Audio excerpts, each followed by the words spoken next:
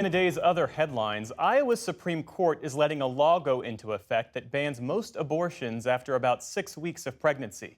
The decision removes a lower court's temporary block on the measure, which was passed with only Republican support last year.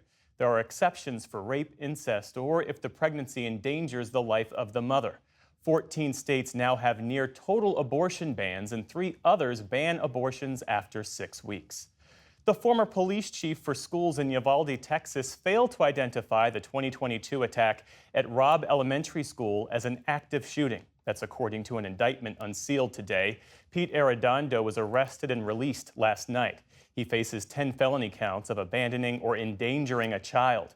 The indictment said Arredondo slowed down the response when he directed law enforcement officers to evacuate the wing before confronting the shooter. Security footage shows officers retreating as gunfire could be heard down the hall. 19 students and 2 teachers were killed. In Iran, voters cast their ballots today for a new president. The snap elections were called to replace the late president, Ibrahim Raisi, who died in a helicopter crash last month. Voters are choosing from a tightly controlled group of 4 candidates loyal to Iran's supreme leader at a time of growing frustration. But voters are still making their voices heard.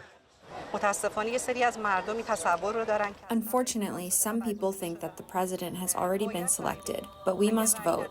If I don't vote, someone else would vote, and the candidate who is not the best might be elected, unfortunately. That would harm the Iranian nation. A final result is expected this weekend. If no candidate receives a clear majority, the top 2 finishers will advance to a runoff on July 5th. The Pentagon announced today that the temporary pier it built off Gaza has been removed once again amid rough seas and provided no timeline for its return.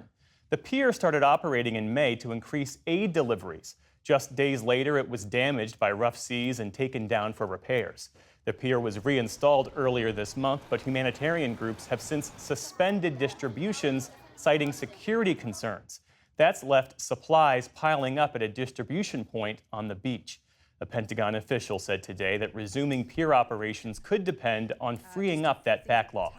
If there's not enough room on the marshaling yard, then it doesn't make sense to put our men and women out there when there's nothing to move.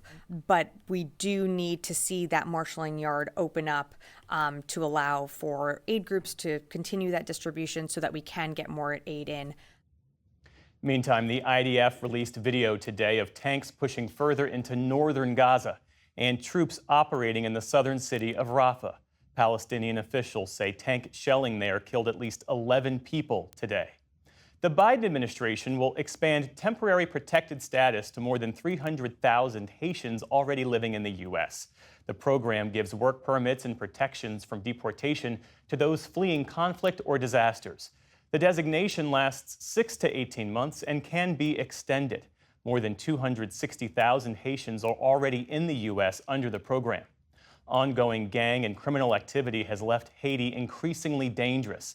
The UN says more than 5 million Haitians are facing severe food insecurity and more than 500,000 have been displaced.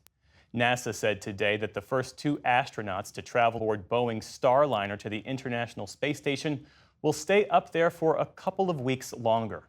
Engineers will use that time to investigate the craft's thruster issues, which have already delayed the return trip multiple times.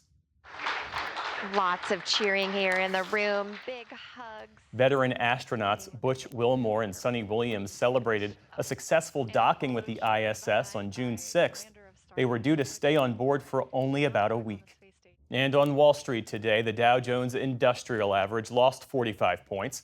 The Nasdaq fell more than 120 points on the day. The S&P 500 also ended lower. Still to come on the NewsHour, Democratic Governor Tim Walz of Minnesota reacts to President Biden's debate performance and the fallout within the party.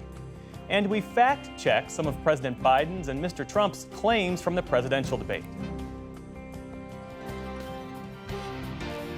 This is the PBS NewsHour from WETA Studios in Washington and in the West from the Walter Cronkite School of Journalism at Arizona State University.